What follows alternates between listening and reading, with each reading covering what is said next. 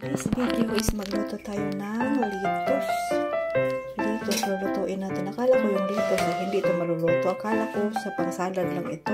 Ano pala ito? Pwede pala ito lulutuin. Pero saglit lang siya naluto. So, ayaw natin yung ating So, ayan ang ating tubig. Pakuluan natin ang ating litos. Ito yung ating litos. Tapos may na-prepare na pala ako dito na garlic. So, ang garlic guys, ito lang pag-prepare ng litos guys. I-blanch mo lang siya, parang pareho sa broccoli ba. So, ang ilagay natin dito guys, additional natin to siya ng light sauce. Light sauce. Ayan, at saka oil. Ayan lang guys.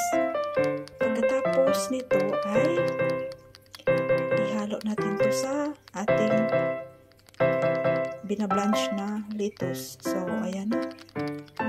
Okay na to. At syempre, ay ating mikos-mikosin. Syempre, ating mikos-mikosin para ma-make siya ng maayos. So, ayan na guys. So, ganito lang pag-prepare ng litos na hindi pa alam dyan. I-blanch lang yung litos na hindi overcook. Yung parang paglagay mo, tapos agad kunin mo agad sa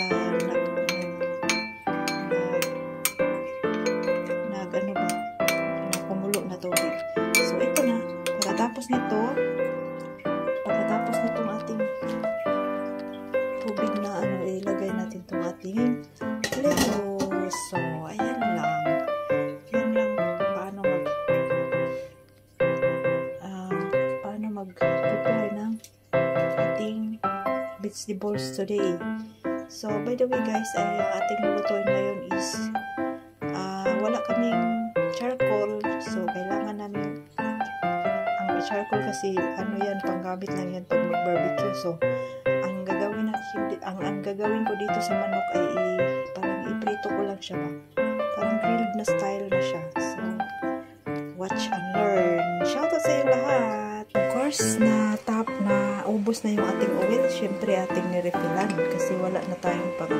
So, ang frying pan ko nilagyan ko pala ng oil para pagkainit ay idiretso na natin ilunod yung ating chicken. So, ito chicken na to is leftover to ng barbecue kahapon. So, kahapon hindi kasi ako nakakain ng kanilang barbecue kasi yung nabisita ni boss kahapon ay mga staff sa hospital. So, yung amo ko kasi kahit hindi kayo nagtanong dyan, yung amo ko is CEO sa hospital. So, ayan na guys. Hintayin natin to siyang mainit para mas maganda kasi yung mainit natin ilagay kasi hindi siya dumikit sa hindi naman siya hindi dumikit yung ating niluto ba, basta lang. So, yung ating tubig ay malapit ng kumulo. So, dito na tayo guys.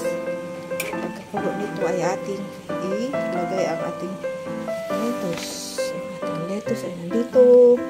Ayan. So, dalawang purpose ang ating pagluluto kasi mamaya, gigising na yun ang aking alaga. So, alas 5 na, kailangan natin mag-prepare ng kanyang milk. So, ewan ko kung saan mauna nito sa kanilang dalawa at saan yung mainit. Ito medyo malapit na kumulo ang ating tubig. So, sa kabila naman ay hintayin nating mainit ang ating oil. So, ayan na guys, kumulo ng ating tubig. Siyempre siya yung nauna. Siya ang ating uunahin. So, ilagay natin yung ating lettuce. I-blanch lang natin ito.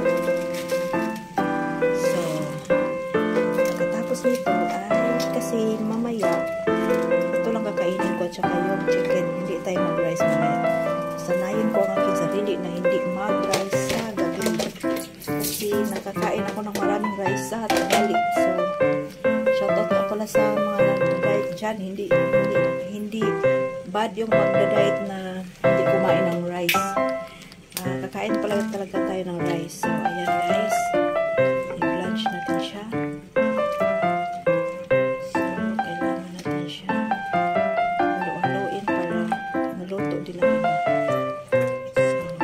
Dito pagluto ang litos. siya mamaya. Pagkano. Para walang tubig. Para ma-feel natin ang lasa ng sauce. So, shout out na pala sa inyong lahat. Ayan. So, ayan na. Diba?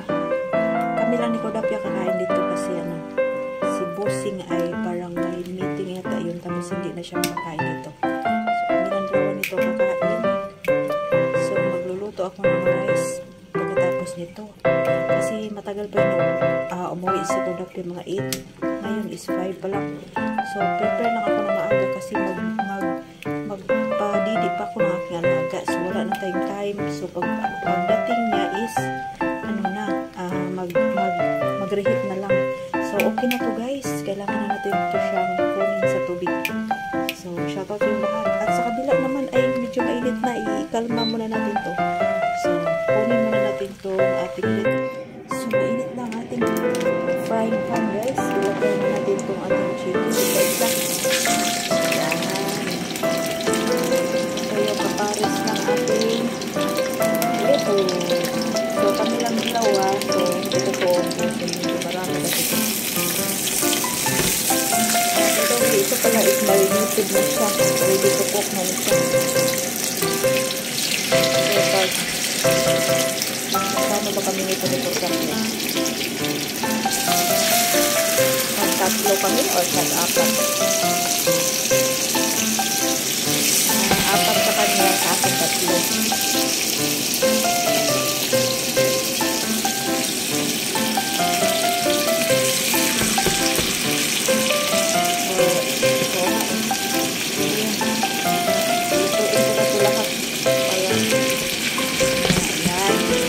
Apat sa kanya, tatlo sa akin. So, tapos sa mga nanonood ka. So, takpan natin guys, para hindi siya tumansik yung mga oil sa dingding. Ang hirap pa naman maglinis. So, ayan na guys, ang ating lettuce. Ilagay na natin dito. Of course, yung ating sauce. So, mamaya, i-reheat na lang natin. Mamaya, ganito pag-prepare guys ng lettuce ng may sauce na simpleng sauce lang pero yummy siya.